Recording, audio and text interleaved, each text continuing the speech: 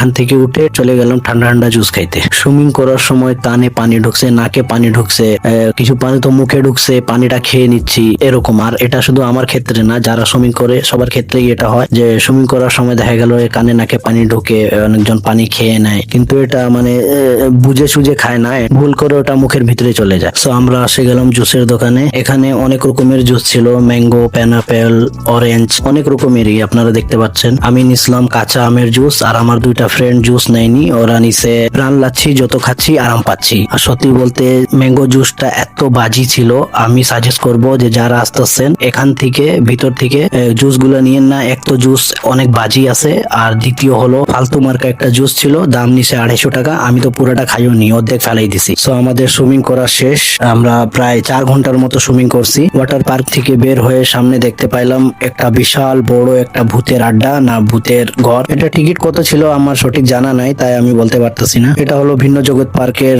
মসজিদ। মসজিদটা আসলে অনেক সুন্দর ছিল।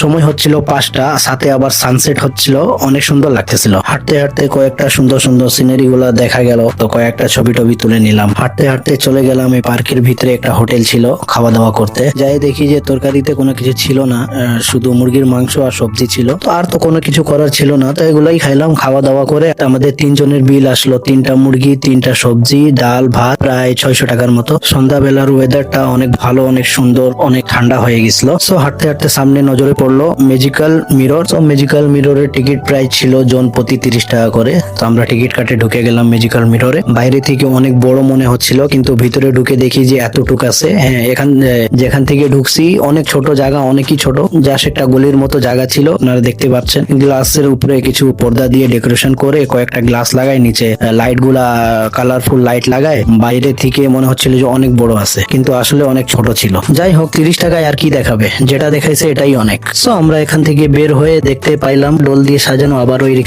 রিক্সাটা আসলে অনেক সুন্দর লাগতেছিল। ওটার পকেটে হাত দিয়ে দেখি যে বাইকে চাবি নাই। পকেট গুলা চেক টেক দিলাম ভালো করে, খোঁজাখুঁজি করলাম। খোঁজাখুঁজি করার পর তো পাইনি। তখন মনে পড়লো যে আমি মনে হয় ওয়াটার পার্কে চেঞ্জিং রুমে গোসল করার সময় ওই চাবিটা মনে ওইদিকে কোথাও ফেলাই দিছি আমি। ওয়াটার পার্ক অলরেডি বন্ধ হয়ে গেছিল, তার কিছু করার ছিল না, বাট কোনো প্রবলেম ছিল না, কারণ আমার কাছে বাইকের আরেকটা চাবি ছিল। সো আমার ওই চাবি দিয়ে বাইক চালু করে নিয়েছিলাম, সমস্যা হয় নাই। এইদিকে দেখতে পাচ্ছিলাম আর্টিফিশিয়াল কলা, বিদানা, আম, পেঁপে, ড্রাগন, অনেকগুলা ফল বানানো ছিল। যাই হোক, এখানে আসে অনেক ভালো লাগলো, অনেক মজা করলাম, অনেক এনজয় করলাম। এখন আমরা বের হয়ে চলে যাব সৈয়দপুর, আর কালকে আমি সৈয়দপুর থেকে চলে যাব ঢাকা। রোজা ঈদ আর কুরবানি ঈদেই আমি ছুটি পাই। এখন আবার আসবো আমি 1 বছর পর। যখনই ঢাকা যাওয়ার সময় আসে তখনই আমাকে ভালো লাগে না আর, বাট কিছু করার নাই, কাজ